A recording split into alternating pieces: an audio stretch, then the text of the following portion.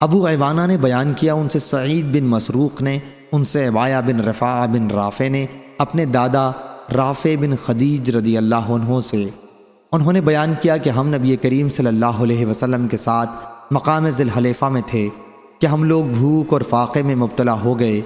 پھر ہمیں غنیمت میں اونٹ اور بکریاں ملی۔ حضرت صلی اللہ علیہ وسلم سب سے پیچھے تھے۔ لوگوں نے جلدی کی بھوک کی شدت کی وجہ سے، اور حضرت صلی اللہ علیہ وسلم کی تشریف لانے سے پہلے ہی غنیمت کے جانوروں کو ذبح کر لیا اور ہانڈیاں پکنے کے لیے چڑھا دیں۔ پھر جب حضرت صلی اللہ علیہ وسلم وہاں پہنچے تو آپ نے حکم دیا اور ہانڈیاں الٹ دی گئیں۔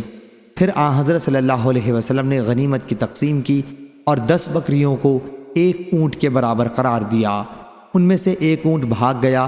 قوم کے پاس گھوڑوں کی کمی تھی۔ لوگ اس اونٹ کے پیچھے دوڑے، لیکن اس نے سب کو تھکا دیا۔ آخر ایک شخص نے اس پر تیر کا نشانہ کیا تو اللہ تعالیٰ نے اسے روک دیا۔ اس پر رسول اللہ صلی اللہ علیہ وسلم نے فرمایا کہ ان جانوروں میں جنگلیوں کی طرح وحشت ہوتی ہے، اس لیے جب کوئی جانور بھڑک کر بھاگ جائے تو اس کے ساتھ ایسا ہی کیا کرو۔